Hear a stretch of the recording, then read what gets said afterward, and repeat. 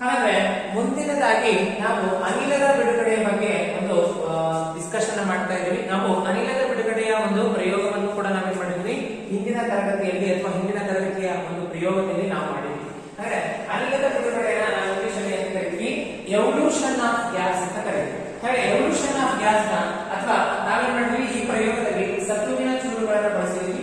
ಸತುವಿನ ಚೂರುಗಳಿಗೆ ಸಾರಯುಕ್ತ sulphuric ಆಮ್ಲವನ್ನ ನಾವೇನ್ ಮಾಡ್ತೀವಿ ಸೇರಿಸ್ತಾ ಇದ್ದೀವಿ. ಇದನ್ನ ನಾವು ಪ್ರಯೋಗದ ಮೂಲಕ ನೋಡಿ ನಾಳೆ ಸತುವಿನ ಚೂರು ಓಕೆ ಅದಕ್ಕೆ ನಾವೇನ್ ಸೇರಿಸ್ತಾ ಇದ್ವಿ, ಸಲ್ಫ್ಯೂರಿಕ್ ಆಮ್ಲವನ್ನ ಸೇರಿಸ್ತಾ ಇದ್ವಿ. ಇದು ಸಾರಯುಕ್ತ ಸಲ್ಫ್ಯೂರಿಕ್ ಆಮ್ಲ. ಹಾಗೆ ಸಾರಯುಕ್ತ ಸಲ್ಫ್ಯೂರಿಕ್ ಆಮ್ಲವನ್ನು ಸೇರಿಸಿದಾಗ ಅದು ಸತುವಿನ ಸಲ್ಫೇಟ್ ಆಗಿ ಪರಿವರ್ತನೆ ಹೊಂದುತ್ತೆ. ಮತ್ತಿಗೆ ಅಲ್ಲಿ ಇರ್ತಕ್ಕಂಥ ಒಂದು ಅನಿಲ ಜಲಜನಕ ಅನಿಲವಾಗಿ ಇರುತ್ತೆ ಬಿಡುಗಡೆ ಆಗುತ್ತೆ. ಅಂದ್ರೆ ಕೆಲವೊಂದು ರಾಸಾಯನಿಕ ಕ್ರಿಯೆಯಲ್ಲಿ ಹೈಡ್ರೋಜನ್ ಅನಿಲ ಬಿಡುಗಡೆ ಆಗುತ್ತೆ, ಕೆಲವೊಂದು ರಾಸಾಯನಿಕ ಕ್ರಿಯೆಯಲ್ಲಿ ಕಾರ್ಬನ್ ಡೈಆಕ್ಸೈಡ್ ಬಿಡುಗಡೆ ಆಗುತ್ತೆ, ಕೆಲವೊಂದು ರಾಸಾಯನಿಕ ಕ್ರಿಯೆಯಲ್ಲಿ ಸಲ್ಫರ್ ಡೈಆಕ್ಸೈಡ್ ಬಿಡುಗಡೆ ಆಗುತ್ತೆ, ಕೆಲವೊಂದು ರಾಸಾಯನಿಕ ಕ್ರಿಯೆಯಲ್ಲಿ N2O ಅಥವಾ NO2 ಅನ್ನುವ ಒಂದು ಅನಿಲ ಬಿಡುಗಡೆ ಆಗುತ್ತೆ. ಅಂದ್ರೆ ಯಾವುದೇ ಒಂದು ರಾಸಾಯನಿಕ ಕ್ರಿಯೆ ನಡೆದಾಗ ಅಲ್ಲಿ ಅನಿಲದ ಬಿಡುಗಡೆ ಆಗಲೇಬೇಕು. ಆ ಅನಿಲದ ಬಿಡುಗಡೆ ಆದರೆ ಮಾತ್ರ ನಾವು ಅದನ್ನು ಕರಿತೀವಿ ರಾಸಾಯನಿಕ ಕ್ರಿಯೆ ಅಂತ ಕರೀತೀವಿ. ನಾವು ಅನಿಲದ ಬಿಡುಗಡೆಯ ಪ್ರಯೋಗವನ್ನ ಮಾಡಲಿಕ್ಕೆ ನಮಗೆ ಜಿಂಕ್ ಗ್ರಾನ್ಯೂಲ್ಸ್ ಅನ್ನ ತಗೊಳ್ಳೇಬೇಕಾಗುತ್ತೆ. ಜಿಂಕ್ ಗ್ರಾನ್ಯೂಲ್ಸ್ ಈ ತರ ಇರುತ್ತೆ ಬಣ್ಣದಲ್ಲಿ. ಇದನ್ನ ನಾವು ಏನ್ ಮಾಡ್ತಾ ಇದೀವಿ, ಒಂದು ಬೀಕರ್ಗೆ ಹಾಕ್ತಾ ಇದೀವಿ ಅಥವಾ ಕೋನಿಕಲ್ ಫ್ಲಾಸ್ಕ್ಗೆ ಹಾಕ್ತಾ ಇದೀವಿ. ಹಾಗಾದ್ರೆ ನಮ್ಮ ಹತ್ರ ಸಾರೀಕೃತ ಸಾರರಿಕ್ತ ಒಂದು ಸಲ್ಫ್ಯೂರಿಕ್ ಆಮ್ಲ ಇದೆ. ಹಾಗಾದ್ರೆ ಈ ಒಂದು ಸಲ್ಫ್ಯೂರಿಕ್ ಆಮ್ಲವನ್ನ ನಾವು ಜಿಂಕ್ ಗ್ರಾನ್ಯೂಲ್ಸ್ಗೆ ಸೇರಿಸಿದಾಗ ಆವಾಗ ನಮಗೆ ಒಂದು ಹೈಡ್ರೋಜನ್ ಅನಿಲ ಬಿಡುಗಡೆ ಆಗುತ್ತೆ. ಹಾಗಾದ್ರೆ ನಮಗೆ ಪ್ರಮುಖವಾದಂತಹ ರಾಸಾಯನಿಕ ಕ್ರಿಯೆಯಲ್ಲಿ ಒಂದು ಪ್ರಮುಖ ಅಂಶಗಳು ಅಥವಾ ರಾಸಾಯನಿಕ ಕ್ರಿಯೆಯನ್ನು ಗುರುತಿಸಲಿಕ್ಕೆ ಇರತಕ್ಕಂಥ ಪ್ರಮುಖ ಅಂಶದಲ್ಲಿ ಮತ್ತೊಂದು ಪ್ರಮುಖವಾದದ್ದು ಯಾವುದು ಅಂದ್ರೆ ನಾವು ಜಿಂಕ್ ಗ್ರಾನ್ಯೂಲ್ಸ್ಗಳಿಗೆ ಅಥವಾ ಸತ್ತುವಿನ ಚೂರುಗಳಿಗೆ ನಾವೇನ್ ಸೇರಿಸ್ತಾ ಇದ್ದೀವಿ, ಸಾರರಿಕ್ತ ಸಲ್ಫ್ಯೂರಿಕ್ ಆಮ್ಲವನ್ನ ಸೇರಿಸ್ತಾ ಇದ್ದೀವಿ. ಓಕೆ, ಈಗ ಒಂದು ಸಾರರಿಕ್ತ ಸಲ್ಫ್ಯೂರಿಕ್ ಆಮ್ಲದ ಜೊತೆ ಒಂದು ಸತುವಿನ ಚೂರುಗಳು ವರ್ತನೆ ಮಾಡ್ತಾ ಇದೆ. ಈಗ ಹೈಡ್ರೋಜನ್ ಅನಿಲ ಬಿಡುಗಡೆ ಆಗುತ್ತೆ. ಅಂದ್ರೆ ಆ ಹೈಡ್ರೋಜನ್ ಅನಿಲ ಬಿಡುಗಡೆ ನಾವು ಒಂದು ಪೇಪರ್ ಅನ್ನ ಅದರ ಹತ್ರ ಒಯ್ದಾಗ ಈ ರೀತಿ ಒಂದು ಸೌಂಡ್ ಬರುತ್ತೆ. ಇದು ಏನನ್ನ ತೋರಿಸುತ್ತೆ ಅಂತ ಕೇಳಿದ್ರೆ ಹೈಡ್ರೋಜನ್ ಅನಿಲದ ಬಿಡುಗಡೆಯನ್ನ ಸೂಚಿಸುತ್ತೆ.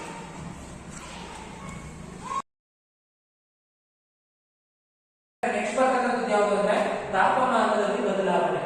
ತಾಪಮಾನದಲ್ಲಿ ಬದಲಾವಣೆ ಅದನ್ನ ಇಂಗ್ಲಿಷ್ ಅಲ್ಲಿ ನಾವು ಕರಿತೀವಿ ಚೇಂಜ್ ಇನ್ ಟೆಂಪರೇಚರ್ ಅಂತ ಕರೀತೀವಿ. ಅಂದ್ರೆ ತಾಪಮಾನದಲ್ಲಿ ಬದಲಾವಣೆಗೆ ಇರ್ತಕ್ಕಂಥ ಒಂದು ಉದಾಹರಣೆ ಏನು ಪಠ್ಯ ಪುಸ್ತಕದಲ್ಲಿ ಇರೋದು ಅಂತ ಕೇಳಿದ್ರೆ ನಾವು ಸುಟ್ಟ ಸುಣ್ಣವನ್ನ ಅಥವಾ ಕಲ್ಲು ಸುಣ್ಣ ಅಂತ ಕರಿತೀವಿ. ಅಂದ್ರೆ ಸುಟ್ಟ ಸುಣ್ಣವನ್ನ ನಾವು ಎಲ್ಲಿಂದ ಬಳಸ್ತೀವಿ ಅಂತ ಕೇಳಿದ್ರೆ ಸುಟ್ಟ ಸುಣ್ಣವನ್ನ ನಾವು ಕ್ಯಾಲ್ಸಿಯಂ ಆಕ್ಸೈಡ್ ನ ರೂಪದಲ್ಲಿ ನೋಡ್ತೀವಿ. ಇಲ್ಲಿ ಬಂದಿರತಕ್ಕಂಥದ್ದು ಕ್ಯಾಲ್ಸಿಯಂ ಆಕ್ಸೈಡ್. ಅದನ್ನ ನೀರಿನ ಜೊತೆ ಪ್ರತಿವರ್ತಿಸಲು ಇಟ್ಟಾಗ ಅಥವಾ ಕ್ಯಾಲ್ಸಿಯಂ ಆಕ್ಸೈಡ್ ನ ನೀರಿಗೆ ಸೇರಿಸಿದಾಗ ಅಲ್ಲಿ ಅರಳಿದ ಸುಣ್ಣವಾಗಿ ಬಿಡುಗಡೆ ಆಗುತ್ತೆ. ಅಥವಾ ಅದನ್ನ ಕ್ಯಾಲ್ಸಿಯಂ ಹೈಡ್ರಾಕ್ಸೈಡ್ ಅಂತ ಓದ್ತೀವಿ. ಅಂದ್ರೆ ಕ್ಯಾಲ್ಸಿಯಂ ಹೈಡ್ರಾಕ್ಸೈಡ್ ಅನ್ನು ನಾವು ಅರಳಿದ ಸುಣ್ಣ ಅಂತ ಕರಿತೀವಿ.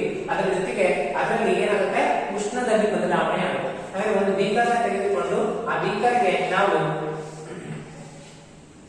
ಆ ನೀರನ್ನು ಹೊಂದಿರತಕ್ಕಂಥ ಬೀಕರ್ಗೆ ನಾವು ಯಾವುದೋ ಒಂದು ಕ್ಯಾಲ್ಸಿಯಂ ಆಕ್ಸೈಡ್ ಅನ್ನ ಸೇರಿಸಿದಾಗ ಆ ಕ್ಯಾಲ್ಸಿಯಂ ಆಕ್ಸೈಡ್ ಏನಾಗಿ ಪರಿವರ್ತನೆ ಆಗುತ್ತೆ, ಕ್ಯಾಲ್ಸಿಯಂ ಹೈಡ್ರಾಕ್ಸೈಡ್ ಆಗಿ ಪರಿವರ್ತನೆ ಆಗುವುದರ ಜೊತೆಗೆ ಉಷ್ಣ ಬಿಡುಗಡೆ ಆಗುತ್ತೆ. ಈ ಒಂದು ಹೊಂದಿರತಕ್ಕಂಥ ಒಂದು ಬೀಕರ್ನ ನೀವು ಏನಾದರೂ ಮುಟ್ಟಿದೆ ಅಂತ ಕೇಳಿದ್ರೆ ಅವಾಗ ನಿಮಗೆ ತಾಪಮಾನದಲ್ಲಿ ಬದಲಾವಣೆ ಆಗಿರತಕ್ಕಂಥ ಅನುಭವವನ್ನು ನೀವು ನೋಡಬಹುದು. ಇಂಪಾರ್ಟೆಂಟ್ ಆದ ಘಟಕ ಅಥವಾ ಒಂದು ಪ್ರಮುಖವಾದ ಭಾಗಕ್ಕೆ ನಾವು ಬಂದಿದ್ದೀವಿ. ಯಾವುದು ಅಂತ ಕೇಳಿದ್ರೆ ರಾಸಾಯನಿಕ ಸಮೀಕರಣ ಅಂತ ಕರೀತೀವಿ. ಹಾಗೆ ರಾಸಾಯನಿಕ ಸಮೀಕರಣವನ್ನ ನಾವು ಇಂಗ್ಲಿಷ್ ಅಲ್ಲಿ ಕೆಮಿಕಲ್ ಇಕ್ವೇಶನ್ ಅಂತ ಕರಿತೀವಿ. ಹಾಗಾದ್ರೆ ರಾಸಾಯನಿಕ ಸಮೀಕರಣ ಅಂದ್ರೆ ಅಂದ್ರೆ ಯಾವುದೇ ಒಂದು ರಾಸಾಯನಿಕ ಕ್ರಿಯೆ ನಡೆದಿದೆ ಅಂತ ಹೇಳಬೇಕಾದ್ರೆ ಇರ್ತಕ್ಕಂಥ ಒಂದು ಪ್ರಮುಖವಾದ ಗುಣಲಕ್ಷಣಗಳನ್ನ ನಾವು ನೋಡಿದ್ವಿ. ಹಾಗೆ ರಾಸಾಯನಿಕ ಕ್ರಿಯೆಯನ್ನ ಸಂಕ್ಷಿಪ್ತವಾಗಿ ಬರೆಯುವ ಕ್ರಮವನ್ನೇ ನಾವೇನು ಕರಿತೀವಿ, ಆ ರಾಸಾಯನಿಕ ಸಮೀಕರಣ ಅಂತ ಕರಿತೀವಿ. ಅಂದ್ರೆ ರಾಸಾಯನಿಕ ಕ್ರಿಯೆಯನ್ನ ನಾವು ಹೇಳ್ತೀವಿ. ಉದಾಹರಣೆಗೆ ಮೆಗ್ನೀಷಿಯಂ ರಿಬ್ಬನ್ ತೆಗೆದುಕೊಂಡು ಗಾಳಿಯ ಸಹಾಯದಿಂದ ಉಳಿಸಿದಾಗ ಮೆಗ್ನೀಷಿಯಂ ರಿಬ್ಬನ್ ಆಗಿ ಪರಿವರ್ತನೆ ಆಗುತ್ತೆ ಅಂತ ನಾವು ಹೇಳ್ತೀವಿ. ಅಂದ್ರೆ ಆ ಒಂದು ಕ್ರಿಯೆಯನ್ನ ನಡೆದಿದ್ದ ನಾವೇನು ಹೇಳ್ತೀವಿ, ಸಂಕ್ಷಿಪ್ತ ರೂಪದಲ್ಲಿ ಹೇಳ್ತೀವಿ. ಅಂದ್ರೆ ಸಂಕ್ಷಿಪ್ತ ರೂಪದಲ್ಲಿ ಬರೆಯುವ ಕ್ರಮವನ್ನು ನಾವೇನು ಕರಿತೀವಿ, ರಾಸಾಯನಿಕ ಸಮೀಕರಣ ಅಂತ ಕರಿತೀವಿ. ಅಥವಾ ಸಮೀಕರಣವನ್ನೇ ರಾಸಾಯನಿಕ ಸಮೀಕರಣ ಅಂತ ಕರಿತೀವಿ. ಏನ್ ಸಮೀಕರಣ, ರಾಸಾಯನಿಕ ಕ್ರಿಯೆಯನ್ನ ಸಂಕ್ಷಿಪ್ತವಾಗಿ ಬರೀಬೇಕು. ರಾಸಾಯನಿಕ ಕ್ರಿಯೆ ನಡೆದಿದೆ ಅಂತ ಹೇಳಬೇಕು, ಅದನ್ನು ಸಂಕ್ಷಿಪ್ತವಾಗಿ ಹೇಳಬೇಕು. ಅದು ಎರಡು ರೀತಿಯ ವಿಧಾನದಲ್ಲಿ ಹೇಳ್ತೀವಿ. ರಾಸಾಯನಿಕ ಸಮೀಕರಣದಲ್ಲಿ ಒಟ್ಟಾರೆಯಾಗಿ ಎರಡು ವಿಧ ಬರುತ್ತೆ. ಅಂದ್ರೆ ಒಂದನೇ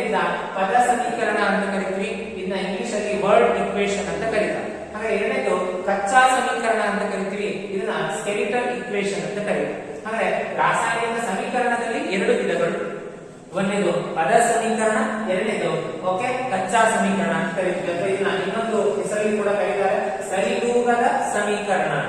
ಓಕೆ, ಹಾಗಾದ್ರೆ ಏನು ಪದ ಸಮೀಕರಣ ಅಂದ್ರೆ ಏನು, ಅಥವಾ ಇಂಗ್ಲಿಷ್ ಒಳಗ ವರ್ಡ್ ಇಕ್ವೇಶನ್ ಅಂದ್ರೆ ಏನು? ಹಾಗಾದ್ರೆ ರಾಸಾಯನಿಕ ಕ್ರಿಯೆ ನಡೆದಿದೆ ಅಂತ ಹೇಳ್ಬೇಕಾದ್ರೆ ಅಥವಾ ರಾಸಾಯನಿಕ ಕ್ರಿಯೆಯನ್ನ ಹೇಳ್ಬೇಕಾದ್ರೆ ನಾವು ಪದಗಳ ರೂಪದಲ್ಲಿ ಏನಾದ್ರೂ ಆ ರಾಸಾಯನಿಕ ಸಮೀಕರಣವನ್ನ ಬರಬೇಕು. ರಾಸಾಯನಿಕ ಸಮೀಕರಣವನ್ನು ಯಾವ ರೂಪದಲ್ಲಿ ಬರೀಬೇಕು? ಪದಗಳ ರೂಪದಲ್ಲಿ ಬರೀಬೇಕು. ಹಾಗಾದ್ರೆ ಪದಗಳ ರೂಪದಲ್ಲಿ ಬರೀತಕ್ಕಂತ ಒಂದು ಸಮೀಕರಣವನ್ನ ನಾವೇನು ಕರೀತೀವಿ? ಪದ ಸಮೀಕರಣ ಅಂತ ಕರೀತೀವಿ. ರಾಸಾಯನಿಕ ಕ್ರಿಯೆಯನ್ನ ಪದಗಳ ರೂಪದಲ್ಲಿ ಬರೀತಕ್ಕಂತ ಕ್ರಿಯೆಗೆ ನಾವೇನು ಕರಿತೀವಿ? ರಾಸಾಯನಿಕ ಪದ ಸಮೀಕರಣ. ಅಂದ್ರೆ ನಾವು ಈ ಪದಗಳಲ್ಲಿ ಬರ್ತೀವಿ. ನಾವು ತಾಮ್ರವನ್ನ ತೆಗೆದುಕೊಂಡಿದ್ದೀವಿ. ತಾಮ್ರವು ಆಮ್ಲಜನಕದ ಸಹಾಯದಿಂದ ಅಥವಾ ಆಮ್ಲಜನಕದ ಜೊತೆ ವರ್ತಿಸಿದಾಗ ತಾಮ್ರದ ಆಕ್ಸೈಡ್ ಆಗಿ ಪರಿವರ್ತನೆ ಹೊಂದುತ್ತೆ. ಹಾಗಾದ್ರೆ ನಾವು ಹೇಳಿದ್ವಿ ರಾಸಾಯನಿಕ ತಾಮ್ರ ಇದೆ, ತಾಮ್ರ ಆಮ್ಲಜನಕದ ಜೊತೆ ವರ್ತಿಸ್ತಾ ಇದೆ, ತಾಮ್ರದ ಆಕ್ಸೈಡ್ ಆಗಿದೆ ಅಂತ. ಅಂದ್ರೆ ಅದನ್ನ ನಾವು ಪದಗಳ ರೂಪದಲ್ಲಿ ಬರೀತಾ ಇದ್ದೀವಿ. ಹಾಗಾಗಿ ಅದನ್ನ ಪದ ಸಮೀಕರಣ ಅಂತ ಕರೀತೀವಿ. ಅಂದ್ರೆ ತಾಮ್ರ ಪ್ಲಸ್ ಆಮ್ಲಜನಕ ಅದು ತಾಮ್ರದ ಆಕ್ಸೈಡ್ ಆಗಿ ಪರಿವರ್ತನೆ ಆಗ್ತಾ ಇದೆ. ನೆಕ್ಸ್ಟ್ ಮೆಗ್ನೀಷಿಯಂ ಆಮ್ಲಜನಕದ ಜೊತೆ ವರ್ತಿಸಿ ಮೆಗ್ನೀಷಿಯಂ ಆಕ್ಸೈಡ್ ಆಗ್ತಾ ಇದೆ. ಅಂದ್ರೆ ಮೆಗ್ನೀಷಿಯಂ ರಿಬ್ಬನ್ ನಾವು ನೋಡಿದೀವಿ ಮೊದಲನೇದಾಗಿ. ಮೆಗ್ನೀಷಿಯಂ ರಿಬ್ಬನ್ ಗಾಳಿಯ ಜೊತೆ ಅಥವಾ ಆಮ್ಲಜನಕದ ಸಹಾಯದಿಂದ ಉರಿಸಿದಾಗ ಅದು ಮೆಗ್ನೀಷಿಯಂ ಆಕ್ಸೈಡ್ ಆಗಿ ಪ್ರಕಾಶಮಾನವಾದ ಜ್ವಾಲೆಯೊಂದಿಗೆ ಉರಿಯುತ್ತದೆ ಅಂತ ಹಿಂದಿನ ತರಗತಿಯಲ್ಲಿ ನಾವು ಕಲಿತಿದ್ದೀವಿ. ಅಂದ್ರೆ ಅದನ್ನೇ ನಾನು ಪದ ಸಮೀಕರಣದಲ್ಲಿ ಬರೀತಿದ್ದೀನಿ. ಮೆಗ್ನೀಷಿಯಂ ಪ್ಲಸ್ ಆಮ್ಲಜನಕ ಎರಡು ಸೇರಿ ವರ್ತಿಸಿದಾಗ ನಮಗೆ ಬರ್ತಕ್ಕಂಥದ್ದು ಮೆಗ್ನೀಷಿಯಂ ಆಕ್ಸೈಡ್ ಆಗಿ ಬರ್ತಾ ಇದೆ. ಇದನ್ನ ನಾವು ಒಟ್ಟಾರೆಯಾಗಿ ಪದ ಸಮೀಕರಣ ಅಂತ ಕರೀತೀವಿ. ಅಂದ್ರೆ ಎರಡನೇದು ಯಾವುದು ಅಂತ ಕೇಳಿದ್ರೆ ಕಚ್ಚಾ ಸಮೀಕರಣ ಅಂತ ಕರೀತೀವಿ. ಅಂದ್ರೆ ಇಂಗ್ಲಿಷ್ ಒಳಗಿನ ಸ್ಕೆಲಿಟಲ್ ಈಕ್ವೇಶನ್ ಅಂತ ಕರೀತಾರೆ, ಅಥವಾ ಸರಿದೂಗದ ಸಮೀಕರಣ ಅಂತ ಕೂಡ ಇದನ್ನು ಕರೀತೀವಿ. ಅಂದ್ರೆ ರಾಸಾಯನಿಕ ಸಂಕೇತಗಳ ರೂಪದಲ್ಲಿ ಬರೆಯುವ ರಾಸಾಯನಿಕ ಕ್ರಿಯೆ. ಉದಾಹರಣೆಗೆ ತಾಮ್ರದ ಸಂಕೇತ Cu, ಆಮ್ಲಜನಕದ ಸಂಕೇತ O2. ಹಾಗಾಗಿ ಈ ಒಂದು Cu ಪ್ಲಸ್ O2 ಸೇರಿದಾಗ ನಮ್ಗೆ ಕಾಪರ್ ಆಕ್ಸೈಡ್ ಅಥವಾ ತಾಮ್ರದ ಆಕ್ಸೈಡ್ ಅಂತ ಕರಿತೀವಿ, CuO ಅಂತ ಬರೀತೀವಿ. ಹಾಗಾಗಿ ಬಳಸಿರ್ತಕ್ಕಂಥದ್ದು ರಾಸಾಯನಿಕ ಸಂಕೇತ ತಾಮ್ರದ Cu, ಆಮ್ಲಜನಕದ್ದು O2. ಹಾಗಾಗಿ ಇನ್ನೊಂದು ಉದಾಹರಣೆಯನ್ನು ತಗೊಂಡಿದ್ದೀನಿ. ಅಥವಾ ಮೆಗ್ನೀಷಿಯಂನ ಆಮ್ಲಜನಕದ ಜೊತೆ ವರ್ತಿಸಿದಾಗ ಮೆಗ್ನೀಷಿಯಂನ ಸಂಕೇತ Mg, ಆಮ್ಲಜನಕದ ಸಂಕೇತ O2 ಎರಡು ಪ್ರತಿವರ್ತಿಸಿದಾಗ ಮೆಗ್ನೀಷಿಯಂ ಆಕ್ಸೈಡ್ ಅನ್ನೋ ಒಂದು ವಸ್ತು ಬಿಡುಗಡೆ ಆಗುತ್ತೆ. ಅದನ್ನ MgO ಅಂತ ಕರೀತೀವಿ. ಅಂದ್ರೆ ಈ ರೀತಿ ರಾಸಾಯನಿಕ ಸಮೀಕರಣಗಳನ್ನ ಎರಡು ವಿಧಗಳನ್ನಾಗಿ ಮಾಡಿದ್ವಿ. ಒಂದು ಪದ ಸಮೀಕರಣ, ಇನ್ನೊಂದು ಕಚ್ಚಾ ಸಮೀಕರಣ. ಸಮೀಕರಣ ಅಥವಾ ರಾಸಾಯನಿಕ ಸಮೀಕರಣದ ಪ್ರಮುಖ ಅಂಶಗಳು ಯಾವುವು? ಅಂದ್ರೆ ಯಾವುದೇ ಒಂದು ರಾಸಾಯನಿಕ ಸಮೀಕರಣವನ್ನ ನೀವು ಬರೀಬೇಕಂದ್ರೆ ಪ್ರಮುಖವಾಗಿ ಈ ಒಂದು ಮೂರು ಅಂಶಗಳು ನಿಮಗೆ ಪ್ರಮುಖವಾಗಿ ಗೊತ್ತಿರಬೇಕು. ಹಾಗೆ ಯಾವುದೇ ನೀವು ನಿಮ್ಮ ಪಠ್ಯ ಪುಸ್ತಕವನ್ನು ತೆಗೆದುಕೊಂಡಾಗ ಇದನ್ನ ನಿಮಗೆ ಸಪರೇಟ್ ಆಗಿ ಏನು ವಿವರಣೆ ಇರಲ್ಲ. ಓಕೆ, ಹಾಗೆ ಪ್ರತಿವರ್ತಕಗಳು ಅಂತ ಬರುತ್ತೆ. ಹಾಗಾದ್ರೆ ರಾಸಾಯನಿಕ ಸಮೀಕರಣದಲ್ಲಿ ಮೊದಲನೇದಾಗಿ ಪ್ರತಿವರ್ತಕಗಳು ಅಂತ ಬರುತ್ತೆ, ಎರಡನೇದಾಗಿ ಉತ್ಪನ್ನಗಳು ಅಂತ ಬರುತ್ತೆ, ಇನ್ನೊಂದು ಬಾಣದ ಚಿಹ್ನೆ ಅಂತ ಬರುತ್ತೆ. ಹಾಗೆ ರಾಸಾಯನಿಕ ಸಮೀಕರಣವನ್ನು ನೀವು ಬರೀಬೇಕಂದ್ರೆ ಎರಡು ರೀತಿ ಬರೀತೀರ. ಒಂದು ಪದ ಸಮೀಕರಣದಲ್ಲಿ, ಇನ್ನೊಂದು ಇನ್ನೊಂದು ಯಾವುದು ಕಚ್ಚಾ ಸಮೀಕರಣದ ರೂಪದಲ್ಲಿ ಬರೀತೀರ. ಹಾಗೆ ಆ ಒಂದು ರಾಸಾಯನಿಕ ಸಮೀಕರಣವನ್ನು ಬರೀಬೇಕಾದ್ರೆ ಪ್ರಮುಖವಾಗಿ ಈ ಎರಡು ಘಟಕಗಳು ಗೊತ್ತಿರಬೇಕು. ಹಾಗಾದ್ರೆ ಪ್ರತಿವರ್ತಕಗಳು ಇದನ್ನ ಇಂಗ್ಲಿಷ್ ಒಳಗೆ ನಾವೇನು ಕರಿತೀವಿ? ರಿಯಾಕ್ಟೆಂಟ್ಸ್ ಅಂತ ಕರೀತೀವಿ. ಏನು ಹಾಗಂದ್ರೆ ಅಂತ ಹೇಳಿದ್ರೆ ರಾಸಾಯನಿಕ ಕ್ರಿಯೆಗೆ ಒಳಪಡುವ ವಸ್ತುಗಳು ಅಥವಾ ಸಂಯುಕ್ತಗಳು ಅಂತ ಕರೀತೀವಿ. ಹಾಗಾದ್ರೆ ಏನು ಉದಾಹರಣೆ, ನಾವು ಬೇರೆ ಒಂದು ಉದಾಹರಣೆ ತಗೊಳ್ಳೋಣ. ಮನೆಯೊಳಗ ಒಂದು ಜ್ಯೂಸ್ ಅನ್ನ ತಯಾರು ಮಾಡ್ತಾ ಇದ್ದೀನಿ ಅಂತ ತಗೊಳ್ಳೋಣ. ಹಾಗಾದ್ರೆ ಜ್ಯೂಸ್ ಅನ್ನ ರೆಡಿ ಮಾಡ್ಲಿಕ್ಕೆ ನಿಮಗೆ ಪ್ರಮುಖವಾಗಿ ಒಂದು ಶರ್ಬತ್ತನ್ನ ತಯಾರು ಮಾಡ್ತಾ ಇದ್ದೀನಿ ಅಂತ ತಿಳ್ಕೊಳ್ಳಿ. ಆ ಶರ್ಬತ್ತನ್ನ ತಯಾರು ಮಾಡಲಿಕ್ಕೆ ಪ್ರಮುಖವಾಗಿ ಬೇಕಾಗಿರ್ತಕ್ಕಂಥ ವಸ್ತುಗಳು ಯಾವುದು? ಸಕ್ಕರೆ, ನಿಂಬೆಹಣ್ಣಿನ ರಸ ಮತ್ತು ನೀರು. ಹಾಗಾದ್ರೆ ಸಕ್ಕರೆ, ನಿಂಬೆಹಣ್ಣಿನ ಮತ್ತು ರಸ, ನೀರು ಈ ಮೂರು ವಸ್ತುಗಳನ್ನು ನಾವೆಷ್ಟು ಕರೆಯುವುದು? ಪ್ರತಿವರ್ತಕಗಳು ಅಂತ ಕರೆಯುವುದು. ಅದು ಬೇಡ ಅಂದ್ರೆ ಒಂದು ಟೀ ತಯಾರು ಅಥವಾ ಒಂದು ಚಹಾ ತಯಾರು ಮಾಡೋದನ್ನ ಒಂದು ಉದಾಹರಣೆಯಾಗಿ ತಗೊಳ್ಳೋಣ. ಚಹಾ ತಯಾರಿಕೆಗೆ ಮೊದಲನೇದಾಗಿ ಬೇಕಾಗಿರ್ತಕ್ಕಂಥದ್ದು ನಿಮಗ ಸಕ್ಕರೆ, ಅದ ನಂತರ ಬೇಕಾಗಿರ್ತಕ್ಕಂಥದ್ದು ಟೀ ಪುಡಿ, ಅದ ನಂತರ ಬೇಕಾಗಿರ್ತಕ್ಕಂಥದ್ದು ಹಾಲು. ಹಾಗಾದ್ರೆ ಆ ಮೂರು ವಸ್ತುಗಳನ್ನ ನಾವೇನು ಕರಿತೀವಿ? ಪ್ರತಿವರ್ತಕಗಳು. ಹಾಗಾದ್ರೆ ಯಾವ ಒಂದು ವಸ್ತುಗಳು, ಸಂಯುಕ್ತಗಳು ರಾಸಾಯನಿಕ ಕ್ರಿಯೆಗೆ ಒಳಪಡ್ತದೋ ಅದನ್ನ ನಾವೇನು ಕರಿತೀವಿ? ಪ್ರತಿವರ್ತಕಗಳು ಅಂತ ಕರಿತೀವಿ. ನಾವು ಉದಾಹರಣೆಗೆ ತಗೊಂಡಿದ್ವಿ, ಮೆಗ್ನೀಷಿಯಂ ರಿಬ್ಬನ್ ಅನ್ನ ಆಮ್ಲಜನಕದ ಸಹಾಯದಿಂದ ಉರಿಸ್ತಾ ಇದೀವಿ. ಅಂದ್ರೆ ಮೆಗ್ನೀಷಿಯಂ ಮತ್ತೆ ಅಲ್ಲಿರ್ತಕ್ಕಂಥ ಆಮ್ಲಜನಕ ಎರಡೂ ಕೂಡ ಏನಾಗಿ ಇದೇನೋ ಪ್ರತಿವರ್ತಕಗಳು ಅಂತ ಕರೀತೀವಿ. ಯಾಕಂದ್ರೆ ಇವೆರಡೂ ಕೂಡ ರಾಸಾಯನಿಕ ಕ್ರಿಯೆಗೆ ಒಳಪಡ್ತಾ ಇದೆ ಅಂತ. ಹಾಗಾಗಿ ಪ್ರತಿವರ್ತಕ ಅಂದ್ರೆ ರಾಸಾಯನಿಕ ಕ್ರಿಯೆಗೆ ಒಳಪಡುವ ಸಂಯುಕ್ತಗಳು. ಓಕೆ, ನೆಕ್ಸ್ಟ್ ಬರ್ತಕ್ಕಂಥದ್ದು ಯಾವುದು? ಉತ್ಪನ್ನಗಳು ಅಂತ ಬರುತ್ತೆ. ಅಂದ್ರೆ ಉತ್ಪನ್ನಗಳನ್ನ ಇಂಗ್ಲಿಷ್ ಒಳಗ ಪ್ರೊಡಕ್ಟ್ಸ್ ಅಂತ ಕರೀತೀವಿ. ಅಂದ್ರೆ ಏನು ಉತ್ಪನ್ನಗಳು ಅಂತ ಕೇಳಿದ್ರೆ ರಾಸಾಯನಿಕ ಕ್ರಿಯೆಯಿಂದ ಉಂಟಾದ ಹೊಸ ವಸ್ತುಗಳು. ಅಂದ್ರೆ ರಾಸಾಯನಿಕ ಕ್ರಿಯೆ ನಡೆದ ಮೇಲೆ ಹೊಸ ವಸ್ತುಗಳು ಉಂಟಾಗುತ್ತೆ. ಉದಾಹರಣೆಗೆ ಚಹಾಗೆ ಹಾಲನ್ನ ತೆಗೆದುಕೊಂಡಿವಿ, ಸಕ್ಕರೆಯನ್ನು ತೆಗೆದುಕೊಂಡು ಟೀ ಪುಡಿಯನ್ನು ತಗೊಂಡಿವಿ. ಆ ಮೂರನ್ನ ಬೆರೆಸಿದಾಗ ನಿಮಗೆ ಒಂದು ಉತ್ಪನ್ನ ಸಿಗುತ್ತೆ, ಅದನ್ನ ಟೀ ಅಂತ ಕರಿತೀವಿ. ಅಥವಾ ಶರಬತ್ತನ್ನು ತಗೊಂಡಾಗ ನಿಂಬೆ ಹಣ್ಣಿನ ರಸ, ಸಕ್ಕರೆ ಮತ್ತು ನೀರನ್ನು ಬೆರೆಸಿದಾಗ ನಿಮ್ಗ ಒಂದು ಶರಬತ್ತು ಸಿಗುತ್ತೆ, ಅದನ್ನ ನಾವೇನು ಕರಿತೀವಿ, ಉತ್ಪನ್ನ ಅಂತ ಕರಿತೀವಿ. ಹಾಗಾದ್ರೆ ಯಾವ ಒಂದು ರಾಸಾಯನಿಕ ಕ್ರಿಯೆಯಿಂದ ಉಂಟಾಗ್ತಕ್ಕಂತ ಹೊಸ ವಸ್ತುಗಳನ್ನ ನಾವೇಂತ ಕರಿತೀವಿ, ಉತ್ಪನ್ನಗಳು ಅಂತ ಕರಿತೀವಿ. ಉದಾಹರಣೆಗೆ ಮೆಗ್ನೀಷಿಯಂ ರಿಬ್ಬನ್ನ ಆಮ್ಲಜನಕದ ಸಹಾಯದಿಂದ ಉತ್ಪಾದಿಸಿದಾಗ ನಿಮಗ ಮೆಗ್ನೀಷಿಯಂ ರಿಬ್ಬನ್ ಅನ್ನೋದು ಒಂದು ಬೂದಿಯ ರೂಪದ ವಸ್ತು ಸಿಗುತ್ತೆ ಅಥವಾ ಬೂದಿಯ ರೂಪದಲ್ಲಿ ಸಿಗುತ್ತೆ. ಹಾಗಾದ್ರೆ ಇಲ್ಲಿ ಉಂಟಾದಂತಹ ಈ ಒಂದು ಹೊಸ ವಸ್ತುವನ್ನ ನಾವೇನಂತ ಕರಿತೀವಿ, ಒಂದು ಉತ್ಪನ್ನ ಅಂತ ಕರಿತೀವಿ. ಹಾಗಾದ್ರೆ ಇವೆರಡು ಪ್ರತಿವರ್ತಕ ಮತ್ತು ಉತ್ಪನ್ನಗಳ ಮಧ್ಯದಲ್ಲಿ ನಾವೇನನ್ನ ಬರ್ತಿದೀವಿ, ಒಂದು ಬಾಣದ ಗುರುತನ್ನ ಬರ್ತೀವಿ. ಹಾಗಾದ್ರೆ ಆ ಬಾಣದ ಗುರುತು ಏನನ್ನು ತೋರಿಸುತ್ತೆ ಅಂತ ಹೇಳಿದ್ರೆ ರಾಸಾಯನಿಕ ಕ್ರಿಯೆಯು ನಡೆದ ದಿಕ್ಕನ್ನ ಸೂಚಿಸುತ್ತೆ. ಹಾಗಾದ್ರೆ ರಾಸಾಯನಿಕ ಕ್ರಿಯೆ ಯಾವ ದಿಕ್ಕಲ್ಲಿ ನಡೆದಿದೆ ಅಂದ್ರೆ ಈ ದಿಕ್ಕಲ್ಲಿ ನಡೆದಿದೆ.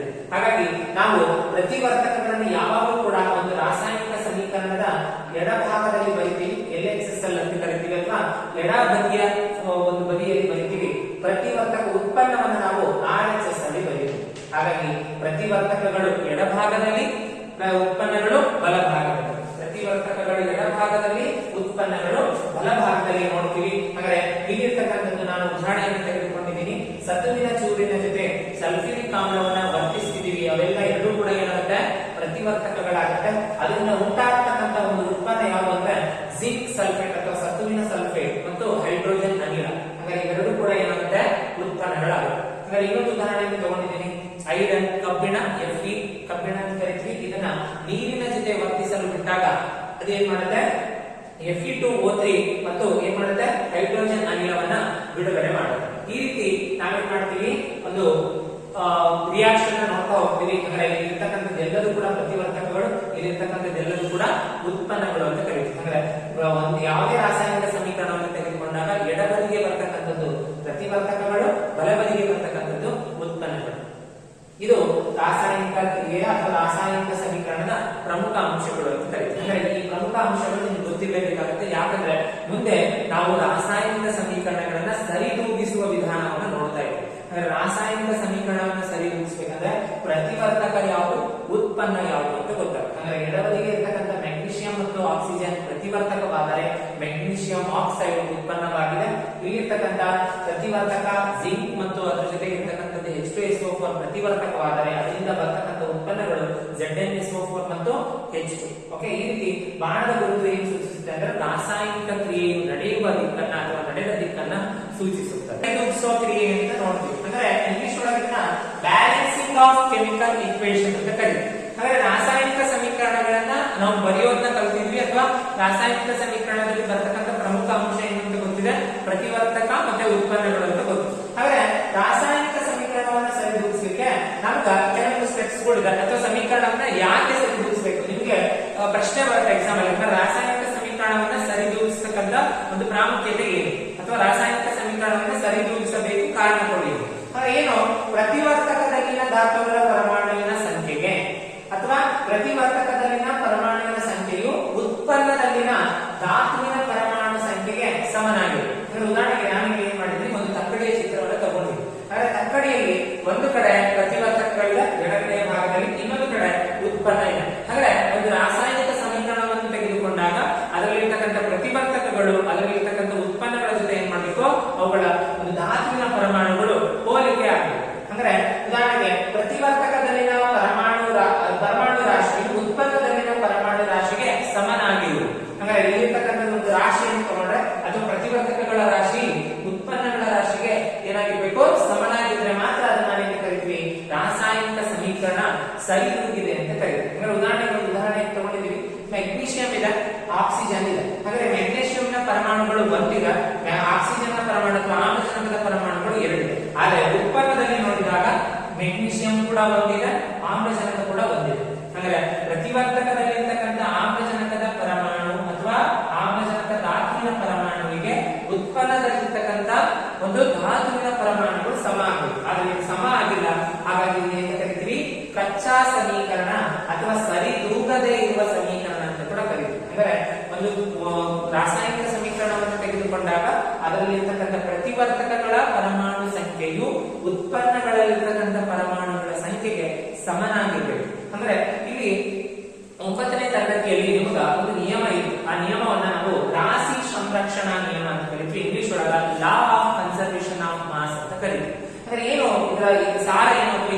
ಏನು ಅಂತ ಕೇಳಿದ್ರೆ, ರಾಸಾಯನಿಕ ಕ್ರಿಯೆಯಲ್ಲಿ ರಾಶಿಯನ್ನ ಸೃಷ್ಟಿಸುವುದಾಗಲಿ ಅಥವಾ ರಾಶಿಯನ್ನ ಲಯಪಡಿಸಲಿಕ್ಕೆ ಅಥವಾ ನಾಶಪಡಿಸಲಿಕ್ಕೆ ಸಾಧ್ಯ ಇಲ್ಲ.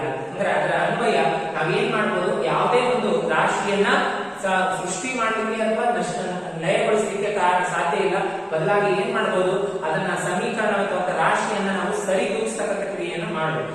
ರಾಶಿ ಸಂರಕ್ಷಣಾ ನಿಯಮವನ್ನ ಪರಿಗಣಿಸಲು ಅಥವಾ ಅದನ್ನ ಅಪ್ಲೈ ಮಾಡ್ಲಿಕ್ಕೆ ಅಥವಾ ಅದನ್ನ ಒಬೆ ಮಾಡ್ಲಿಕ್ಕೆ ನಾವೇನ್ ಮಾಡ್ತೀವಿ, ರಾಸಾಯನಿಕ ಸಮೀಕರಣಗಳನ್ನ ಸರಿದೂಗಿಸೋದು ಅನಿವಾರ್ಯವಾಗಿದೆ. ಅಂದ್ರೆ ರಾಸಾಯನಿಕ ಸಮೀಕರಣಗಳನ್ನ ಸರಿದೂಗಿಸಲಿಕ್ಕೆ ಇರತಕ್ಕಂಥ ಪ್ರಮುಖ ಅಂಶಗಳು ನಿಮ್ಗೆ ಗೊತ್ತಾಗಿದೆ ಅನ್ಕೊಂಡಿನಿ. ರಾಸಾಯನಿಕ ಸಮೀಕರಣದಲ್ಲಿರ್ತಕ್ಕಂಥ ಪ್ರತಿವರ್ತಕಗಳು, ಅಲ್ಲಿರ್ತಕ್ಕಂಥ ಉತ್ಪನ್ನಗಳ ಒಂದು ಪ್ರಮಾಣ ಸಂಖ್ಯೆಗೆ ಏನ್ ಮಾಡಬೇಕು, ಸರಿ ಹೊಂದಬೇಕು. ಇದನ್ನ ನಾವೇನ್ ಕರಿತೀವಿ, ರಾಸಾಯನಿಕ ಸಮೀಕರಣದ ಸರಿದೂಗಿಸುವಿಕೆ ಅಂತ ಕರಿತೀವಿ. ಇದರ ಅರ್ಥ ಏನು ಅಂತ ಹೇಳಿದ್ರೆ, ರಾಸಾಯನಿಕ ಸಮೀಕರಣವನ್ನು ಏಕೆ ಸರಿದೂಗಿಸಬೇಕು ಅಂತ ಪ್ರಶ್ನೆ ಬಂದ್ರೆ, ರಾಶಿ ಸಂರಕ್ಷಣಾ ನಿಯಮವನ್ನ ಅನ್ವಯಗೊಳಿಸಲು ಅಥವಾ ಅದರ ನಿಯಮವನ್ನು ಪರಿಗಣಿಸಲು ನಾವೇನ್ ಮಾಡ್ತೀವಿ, ರಾಸಾಯನಿಕ ಸಮೀಕರಣವನ್ನ ಸರಿದೂಗಿಸ್ತೀವಿ. ಇದರ ಈ ಒಂದು ಕೆಳಗಿನ ವಿಧಾನಗಳನ್ನ ಅಥವಾ ಹಂತಗಳನ್ನ ಅನುಸರಿಸಬೇಕಾಗುತ್ತೆ. ಅಂದ್ರೆ balancing of chemical equation it's have some steps.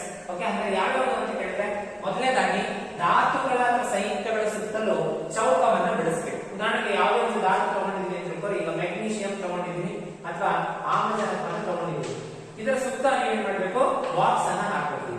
ಇದು ಮೊದಲನೇ ಸ್ಟೆಪ್.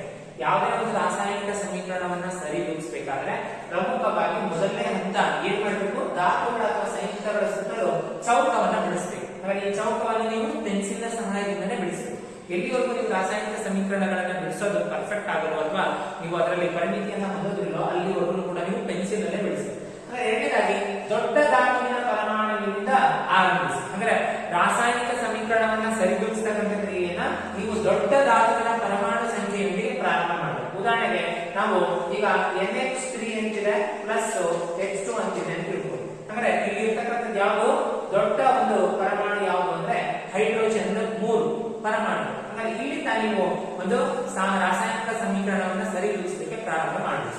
ಅಥವಾ ಇನ್ನು ಎರಡನೇ ಹಂತ ಇನ್ನೊಂದು ಏನು ಅಂದ್ರೆ, ಬಹುಪರಮಾಣುಯ ಅಯಾನುಗಳು ಏನಾದ್ರು ಇದ್ರೆ, ಅಂದ್ರೆ ಬಹುಪರಮಾಣುಯ ಅಯಾನುಗಳು ಅಂತ ಹೇಳಿದ್ವಿ, SO4 ಇರ್ಬೋದು, ಓಕೆನಾ, CO3 ಇರ್ಬೋದು, ಓಕೆ, OH ಇರ್ಬೋದು, ಓಕೆನಾ, ಓಕೆ, ನೆಕ್ಸ್ಟ್ HCO3 ಇರ್ಬೋದು. ಓಕೆ, ಈ ರೀತಿ ಒಂದು ಅಯಾನುಗಳು ಇದ್ರೆ ಅಥವಾ ಬಹುಪರಮಾಣುಯ ಅಯಾನುಗಳ ಗುಂಪು ಏನಾದ್ರು ಇದ್ರೆ, ಮೊದಲು ಬಾಕ್ಸ್ ನ ನಂತರ ಆದ್ಯತೆ ನೀವು ಎಲ್ಲಿ ಕೊಡ್ಬೇಕು, ಬಹುಪರಮಾಣುಯ ಅಯಾನುಗಳಿಗೆ ಕೊಡ್ಬೇಕು. ಅಂದ್ರೆ ಮೂರನೇ ಒಂದು ಹಂತ ಯಾವುದು ಅಂತ ಹೇಳಿದ್ರೆ, ಅವುಗಳ ಭೌತ ಸ್ಥಿತಿಯನ್ನ ಬರೆಯಬೇಕು. ಅಂದ್ರೆ ರಾಸಾಯನಿಕ ಸಮೀಕರಣ ಸರಿದೂಗಿಸಿದ ನಂತರ ಅವುಗಳ ಭೌತ ಸ್ಥಿತಿಯನ್ನ ಬರೆಯುವುದು ಕಡ್ಡಾಯವಾಗಿದೆ. ಅಂದ್ರೆ ಭೌತ ಸ್ಥಿತಿ ಅಂದ್ರೆ ಮುಂದೆ ನಾವು ನೋಡ್ತೀವಿ, ಯಾವುದೇ ಒಂದು ಧಾತುವನ್ನು ತೆಗೆದುಕೊಂಡಾಗ ಅಥವಾ ಯಾವುದೇ ಒಂದು ಸಂಯುಕ್ತವನ್ನು ತಗೊಂಡಾಗ ಅದಕ್ಕೆ ಭೌತ ಸ್ಥಿತಿಗಳು ಕಂಡು ಬರುತ್ತೆ. ಅದು ಓಕೆ, ಘನ ಸ್ಥಿತಿ, ದ್ರವ ಸ್ಥಿತಿ, ಅನಿಲ ಸ್ಥಿತಿ ಮತ್ತು ಇನ್ನೊಂದು ಜಲೀಯ ಸ್ಥಿತಿ ಅಂತ ಬರುತ್ತೆ. ಅಂದ್ರೆ ನಾಲ್ಕನೇ ಹಂತ ಯಾವುದಂದ್ರೆ ಅವುಗಳ ಪರಿಸ್ಥಿತಿಯನ್ನು ಗುರುತಿಸುವುದು. ಅಂದ್ರೆ ಅವುಗಳ ಹೊಂದಿರತಕ್ಕಂಥ ಪರಿಸ್ಥಿತಿ ಅಥವಾ ಒತ್ತಡ ಇರ್ಬೋದು, ಸಾಂದ್ರತೆ ಇರ್ಬೋದು, ಓಕೆನಾ, ಅಂದ್ರೆ ಯಾವ್ಯಾವ ಒಂದು ಪರಿಸ್ಥಿತಿಗಳು ಆ ಒಂದು ಕ್ರಿಯೆ ಮೇಲೆ ಪರಿಣಾಮವನ್ನು ಬೀರ್ತಿದೆ ಅಂತ ಕೂಡ ನೀವು ಗುರುತಿಸಬೇಕು. ಅಂದ್ರೆ ಮೊದಲನೇದಾಗಿ ಈ 4 ಹಂತಗಳು, ಮೊದಲನೇದಾಗಿ ಧಾತುವಿನ ಅಥವಾ ಸಂಯುಕ್ತದ ಸುತ್ತಲೂ ಚೌಕವನ್ನು ಹಾಕಬೇಕು. ಎರಡನೇದು ದೊಡ್ಡ ಸಂಖ್ಯೆಯ ಅಥವಾ ಧಾತುವಿನ ಪರಮಾಣುವಿನೊಂದಿಗೆ ರಾಸಾಯನಿಕ ಸಮೀಕರಣವನ್ನು ಪ್ರಾರಂಭಿಸಬೇಕು ಅಥವಾ ಬಹುಪರಮಾಣುಯ ಅಯಾನುಗಳು ಏನಾದ್ರು ಅದರಿಂದ ಪ್ರಾರಂಭ ಮಾಡಬೇಕು. ಮೂರನೇ ಸಮೀಕರಣ ಸರಿದೂಗಿಸಲು ಹೆಚ್ಚಾಗಿ ನಾವು ಸಮಸಂಖ್ಯೆಗಳನ್ನೇ ಬಳಸಬೇಕು. ಅಂದ್ರೆ 2, 4, 6 ಮತ್ತು 8 ಅನ್ನೋ ಸಂಖ್ಯೆಗಳನ್ನ ಬಳಸಬೇಕು. ಸಮಸಂಖ್ಯೆಗಳನ್ನ ಹೆಚ್ಚಾಗಿ ಬಳಸಬೇಕು. ಬದಲಾಗಿ ಬೆಸ ಸಂಖ್ಯೆಗಳ 1, 3, 5, 7 ಈ ರೀತಿಯ ಸಂಖ್ಯೆಗಳನ್ನ ನಾವು ರಾಸಾಯನಿಕ ಸಮೀಕರಣ ಸರಿದೂಗಿಸಲಿಕ್ಕೆ ಬಳಸಬೇಕು. ನೆಕ್ಸ್ಟ್ ಬರ್ತಕ್ಕಂಥದ್ದು ಓಕೆ, ಹೊರ ಚೌಕವನ್ನ ಪೆನ್ಸಿಲಿನಿಂದಲೇ ಬಿಡಿಸಬೇಕು. ಅಂದ್ರೆ ಸಂಖ್ಯೆಗಳನ್ನ ಚೌಕದೊಳಗೆ ಬರೆಯಬಾರದು. ಅಂದ್ರೆ ನಾವಿಲ್ಲಿ ಉದಾಹರಣೆ ತೋರಿಸಿದ್ವಿ, MG ಗೆ ಬಾಕ್ಸ್ ಹಾಕಿದೀನಿ, ಅದರ ಹೊರಗಡೆಯಲ್ಲಿ 2 ಬರ್ತಿದೆ, ಇದು ಸೂಕ್ತ ಕ್ರಮ. ಹಾಗಾಗಿ MG ಬರೆದು ಒಳಗೆ ಬಾಕ್ಸ್ ನ ಒಳಗೆ 2 ಬರೆಯುವಾಗಿಲ್ಲ, MG ಬರೆದು ಬಾಕ್ಸ್ ನ ಮೇಲ್ಗಡೆ 2 ಬರೆಯುವಾಗಿಲ್ಲ. ಇವೆರಡು ಕೂಡ ಏನೋ ತಪ್ಪು ವಿಧಾನಗಳು. ಹಾಗಾಗಿ ಇದು ಮಾತ್ರ ಸರಿಯಾದ ವಿಧಾನ. ಅಂದ್ರೆ ರಾಸಾಯನಿಕ ಸಮೀಕರಣವನ್ನು ಸರಿದೂಗಿಸಬೇಕಾದ್ರೆ ಆ ಒಂದು ಧಾತುಗಳ ಸುತ್ತಲೂ ಏನೋ ಚೌಕವನ್ನು ಹಾಕಬೇಕು. ಚೌಕದ ಹೊರಗಡೆ ಅಂದ್ರೆ ನಾವು ಈಗ ಸರಳ ಸಮೀಕರಣವನ್ನು ತಗೊಳ್ಳೋಣ. ಅಂದ್ರೆ ನಾನು ಸಮೀಕರಣವನ್ನು ತಗೊಂಡಿದ್ದೀನಿ, ಹೈಡ್ರೋಜನ್ ಪ್ಲಸ್ ಆಕ್ಸಿಜನ್ ಓಕೆ ಪ್ರತಿವರ್ತಿಸಿ ನೀರನ್ನು ಉಂಟು ಮಾಡುವ ಕ್ರಿಯೆ. ಅಂದ್ರೆ ಈ ರಾಸಾಯನಿಕ ಸಮೀಕರಣವನ್ನು ಸರಿದೂಗಿಸಲಿಕ್ಕೆ ಪ್ರಯತ್ನ ಮಾಡೋಣ. ಮತ್ತೆ ಒಂದು ಕ್ರಿಯೆ ಏನು ಅಂದ್ರೆ, ನಾವು ಮೊದಲನೇದಾಗಿ ಏನ್ ಮಾಡಬೇಕು, ಎಲ್ಲಾ ಧಾತುಗಳ ಸುತ್ತಲೂ ಕೂಡ ಏನ್ ಮಾಡಬೇಕು, ಚೌಕವನ್ನು ಹಾಕಬೇಕು. ಅಂದ್ರೆ ಮೊದಲನೇದಾಗಿ ಯಾವ ಒಂದು ಧಾತುವಿನ ಪರಮಾಣು ಸಂಖ್ಯೆ ಅತ್ಯಂತ ದೊಡ್ಡದಾಗಿದೆ ಅಂತ ನೋಡ್ಬೇಕು. ಅಂದ್ರೆ ಹೈಡ್ರೋಜನ್ ಕೂಡ 2 ಪರಮಾಣುಗಳಿದೆ, ಆಮ್ಲಜನಕ ಕೂಡ 2 ಪರಮಾಣುಗಳಿದೆ, ಇಲ್ಲಿ ಹೈಡ್ರೋಜನ್ ಕೂಡ 2 ಪರಮಾಣುಗಳಿದೆ. ಅಂದ್ರೆ ಆಮ್ಲಜನಕ ಮಾತ್ರ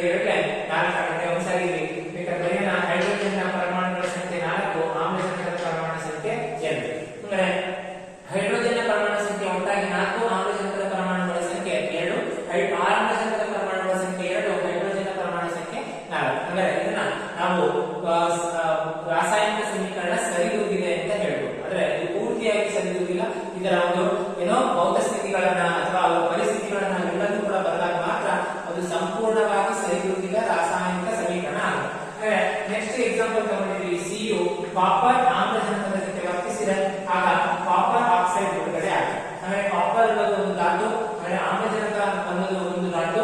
ಓಕೆ, ಇವೆರಡು ಸೇರಿ ಒಂದು ಸಂಯುಕ್ತವನ್ನು ಉಂಟು ಮಾಡಿದ್ರೆ ಅದು ಕಾಪರ್ ಆಕ್ಸೈಡ್. ಅಂದ್ರೆ ಇವೆರಡ ಪರಮಾಣುಗಳನ್ನು ನೋಡಿದಾಗ ಇಲ್ಲಿರ್ತಕ್ಕಂಥ ಪರಮಾಣು ಆಮ್ಲಜನಕದ ಪರಮಾಣು ಸಂಖ್ಯೆ ಹೆಚ್ಚು, ಹಾಗಾಗಿ ಇಲ್ಲಿರ್ತಕ್ಕಂಥ ಪರಮಾಣುಗಳು ಕೇವಲ ಒಂದು. ಹಾಗಾಗಿ ಇದನ್ನ ನಾವು ಬ್ಯಾಲೆನ್ಸ್ ಮಾಡಲಿಕ್ಕೆ ಅಥವಾ ಸರಿದೂಗಿಸಲಿಕ್ಕೆ ಎರಡನ್ನ ಹಾಕ್ತೀವಿ. ಒಂದ್ಸಾರಿ ಚೆಕ್ ಮಾಡಿದ್ರೆ ಈಗ ಆಮ್ಲಜನಕ ಎರಡಾಗಿದೆ, ಇಲ್ಲಿ ಬರೀತಕ್ಕಂಥ ಎರಡು ಕಾಪರ್ಗೂ ಕೂಡ ಅನ್ವಯ ಆಗುತ್ತೆ. ಹಾಗಾಗಿ ತಾಮ್ರದ ಪರಮಾಣುಗಳು ಎಷ್ಟು? ಎರಡು, ಆಮ್ಲಜನಕದ ಪರಮಾಣುಗಳು ಎರಡು. ಆದರೆ ಪ್ರತಿವರ್ತಕದಲ್ಲಿ ನೋಡಿದಾಗ ಆಮ್ಲಜನಕದ ಪರಮಾಣುಗಳು ಎರಡಿದೆ, ಆದರೆ ತಾಮ್ರದ ಪರಮಾಣುಗಳು ಕೇವಲ ಒಂದು ಇದೆ. ಹಾಗಾಗಿ ಅಲ್ಲಿ ಏನ್ ಬರೀಬೇಕು? ಎರಡನ್ನು ಬರೀಬೇಕು. ಒಂದ್ಸರಿ ಚೆಕ್ ಮಾಡಬಹುದು. ಇಲ್ಲಿರ್ತಕ್ಕಂಥ ಸಿಯು ಕೂಡ ಎರಡು, ಇಲ್ಲಿರ್ತಕ್ಕಂಥ ಆಮ್ಲಜನಕ ಕೂಡ ಎರಡು. ಅಂದ್ರೆ ತಾಮ್ರ ಎರಡು ಪರಮಾಣುಗಳನ್ನು ಹೊಂದಿದೆ, ಆಮ್ಲಜನಕ ಎರಡು ಪರಮಾಣುಗಳನ್ನು ಹೊಂದಿದೆ. ಇಲ್ಲಿ ತಾಮ್ರ ಎರಡು ಪರಮಾಣುಗಳನ್ನು ಹೊಂದಿದೆ, ಆಮ್ಲಜನಕ ಎರಡು ಪರಮಾಣುಗಳನ್ನು ಹೊಂದಿದೆ. ಇದನ್ನ ನಾವು ಸರಿದೂಗಿದ ಸಮೀಕರಣ ಅಂತ ಕರೀತೀವಿ. ನೆಕ್ಸ್ಟ್ ಮೆಗ್ನೀಷಿಯಂ ತಗೊಂಡಿದ್ವಿ, ಅದು ಆಮ್ಲಜನಕದ ಜೊತೆ ವರ್ತಿಸಿ ಮೆಗ್ನೀಷಿಯಂ ಆಕ್ಸೈಡ್ ಆಗಿ ಪರಿವರ್ತನೆ ಆಗಿದೆ. ಅಂದ್ರೆ ಇಲ್ಲಿರ್ತಕ್ಕಂಥ ಒಂದು ದೊಡ್ಡ ಒಂದು ಧಾತುವಿನ ಪರಮಾಣು ಯಾವುದು ಅಂದ್ರೆ ಆಮ್ಲಜನಕ. ಇಲ್ಲಿ ಉತ್ಪನ್ನದಲ್ಲಿ ಅದೇ ಒಂದು ಧಾತುವನ್ನು ನೋಡಿದಾಗ ಅದು ಕೇವಲ ಒಂದು ಪರಮಾಣುವನ್ನು ಹೊಂದಿದೆ. ಹಾಗಾಗಿ ಅದರ ಹಿಂದ್ಗಡೆ ನಾವೇನು ಬರೀತೀವಿ? ಎರಡನ್ನ ಬರೀತೀವಿ. ಅಂದ್ರೆ ಈ ಎರಡನ್ನು ಬಂದಾಗ ಮೆಗ್ನೀಷಿಯಂನ ಪರಮಾಣುಗಳ ಸಂಖ್ಯೆ ಎರಡಾಗುತ್ತೆ, ಆಮ್ಲಜನಕದ ಪರಮಾಣು ಸಂಖ್ಯೆ ಎರಡಾಗುತ್ತೆ. ಅಂದ್ರೆ ಇಲ್ಲಿರ್ತಕ್ಕಂಥ ಆಮ್ಲಜನಕದ ಪರಮಾಣು ಸಂಖ್ಯೆ ಎರಡು, ಆದರೆ ಮೆಗ್ನೀಷಿಯಂನ ಪರಮಾಣು ಸಂಖ್ಯೆ ಒಂದು. ಹಾಗಾಗಿ ಅದರ ಹಿಂದ್ಗಡೆ ನಾವು ಎರಡನ್ನ ಬರೀತೀವಿ. ಹಾಗಾಗಿ ಮೆಗ್ನೀಷಿಯಂನ ಪರಮಾಣು ಸಂಖ್ಯೆ ಎರಡು. ಹಾಗಾದ್ರೆ ಮೆಗ್ನೀಷಿಯಂ ಎರಡು, ಆಮ್ಲಜನಕ ಎರಡು, ಮೆಗ್ನೀಷಿಯಂ ಎರಡು, ಆಮ್ಲಜನಕ ಎರಡು. ಇದನ್ನ ಸರಿದೂಗಿದ ಸಮೀಕರಣ ಅಂತ ಕರೀತೀವಿ. ಓಕೆ, ನೆಕ್ಸ್ಟ್ ಇನ್ನೊಂದು ಉದಾಹರಣೆಯನ್ನು ತಗೊಳ್ಳೋಣ. CH4 ಇದೆ. ಮೊದಲನೇ ಕ್ರಿಯೆ ನಾವೇನ್ ಮಾಡಬೇಕು? ಎಲ್ಲಾ ಒಂದು ಧಾತುಗಳ ಅಥವಾ ಸಂಯುಕ್ತಗಳ ಸುತ್ತಲೂ ಏನ್ ಮಾಡಬೇಕು? ಚೌಕವನ್ನು ಹಾಕಬೇಕು. ಅಂದ್ರೆ ಮೊದಲನೇದಾಗಿ ಯಾವ ಒಂದು ದೊಡ್ಡ ಒಂದು ಧಾತು ದೊಡ್ಡದಿದೆ ಅಥವಾ ಪರಮಾಣು ಸಂಖ್ಯೆ ದೊಡ್ಡದಿದೆ ಅಂದ್ರೆ ಹೈಡ್ರೋಜನ್ ನ ಪರಮಾಣು ಸಂಖ್ಯೆ ದೊಡ್ಡದಿದೆ. ಇಲ್ಲಿ ಹೈಡ್ರೋಜನ್ ನ ಪರಮಾಣು ಸಂಖ್ಯೆ ಕೇವಲ ಎರಡು. ಅಂದ್ರೆ ಈ ಎರಡನ್ನ ನಾವು ಏನಾಗಿ ಪರಿವರ್ತನೆ ಮಾಡಬೇಕು? ಈಗ ನಾಲ್ಕಾಗಿ ಪರಿವರ್ತನೆ ಮಾಡಬೇಕು. ಅಂದ್ರೆ ಹೈಡ್ರೋಜನ್ ಎಷ್ಟಾಯ್ತು ಅಂತ ಹೇಳಿದ್ರೆ ನಾಲ್ಕಾಯ್ತು. ಆಮ್ಲಜನಕ ಇಲ್ಲಿ ಎರಡು, ಇಲ್ಲಿ ಎರಡು, ಆಮ್ಲಜನಕ ಎರಡು ಪ್ಲಸ್ ಎರಡು ಸೇರಿ ಆಮ್ಲಜನಕ ನಾಲ್ಕಾಗಿದೆ. ಅಂದ್ರೆ ಇಲ್ಲಿ ನಾವು ಹೈಡ್ರೋಜನ್ ನೋಡಿದಾಗ ಹೈಡ್ರೋಜನ್ ಪ್ರತಿವರ್ತಕದಲ್ಲಿ ನಾಲ್ಕು ಸರಿಯಾಗಿದೆ, ಪ್ರತಿವರ್ತ ಉತ್ಪನ್ನದಲ್ಲೂ ಕೂಡ ಆ ಒಂದು ಜಲಜನಕದ ಪರಮಾಣುಗಳು ಸಮನಾಗಿದೆ. ಆದ್ರೆ ಆಮ್ಲಜನಕ ಇಲ್ಲಿ ಎರಡು ಇದೆ, ಇಲ್ಲಿ ಆಮ್ಲಜನಕ ಎರಡು ಪ್ಲಸ್ ಎರಡು ನಾಲ್ಕಿದೆ. ಹಾಗಾಗಿ ಇಲ್ಲಿ ಕೂಡ ನಾವು ಬರೀತೀವಿ ಎರಡು ಬರೀತೀವಿ. ಅಂದ್ರೆ ಹೈಡ್ರೋಜನ್ ನಾಲ್ಕು, ಆಮ್ಲಜನಕ ನಾಲ್ಕು, ಹೈಡ್ರೋಜನ್ ನಾಲ್ಕು, ಆಮ್ಲಜನಕ ನಾಲ್ಕು, ಕಾರ್ಬನ್ ಒಂದು, ಇಲ್ಲಿ ಕೂಡ ಕಾರ್ಬನ್ ಒಂದು. ಹಾಗಾಗಿ ಇದು ಕೂಡ ಸಮೀಕರಣ ಸರಿದೂಗಿದೆ ಅಂತ ಕರೀತೀವಿ. ಹಾಗಾಗಿ ಎಲ್ಲಿ ಪ್ರತಿವರ್ತಕದಲ್ಲಿ ಮತ್ತು ಉತ್ಪನ್ನಗಳಲ್ಲಿ ನೀವು ಯಾವ ಒಂದು ಧಾತುವಿನ ಪರಮಾಣು ಸಂಖ್ಯೆ ಅತ್ಯಂತ ದೊಡ್ಡದಿದೆ ಅಲ್ಲಿಂದ ರಾಸಾಯನಿಕ ಸಮೀಕರಣವನ್ನು ಸರಿದೂಗಿಸಲಿಕ್ಕೆ ಪ್ರಾರಂಭ ಮಾಡಬೇಕು. ಹಾಗೆ ಇಲ್ಲಿ ಒಂದು ಸಮೀಕರಣವನ್ನು ತಗೊಂಡಿದ್ದೀವಿ.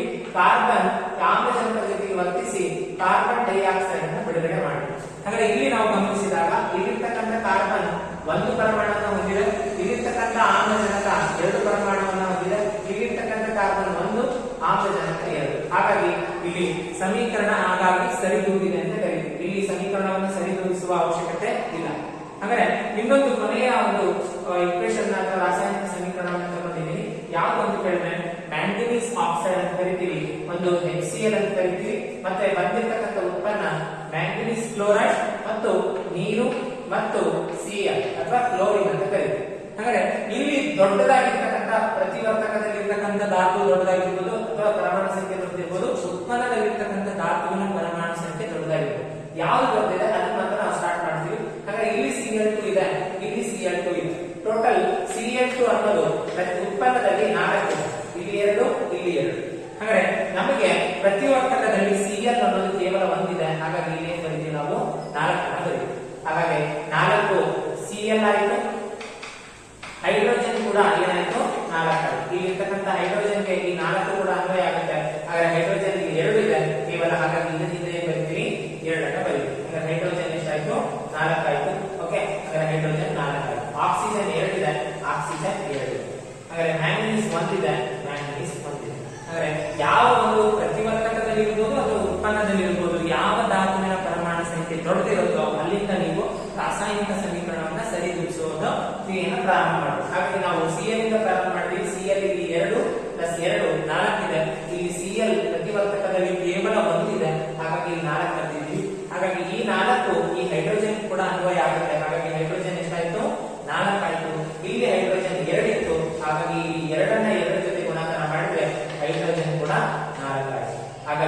Manganese 1 manganese 1 Cl4 Cl4 hydrogen 4 hydrogen 4 ಆಮ್ಲಜನಕ 2 ಆಮ್ಲಜನಕ 2 ಹಾಗಾಗಿ ಆಮ್ಲಜನಕ 2 ಆಮ್ಲಜನಕ 2 ಇದನ್ನ ನಾವು ರಾಸಾಯನಿಕ ಕ್ರಿಯೆ ಸಮೀಕರಣ ಸರಿದೂಗಿದೆ ಅಂತ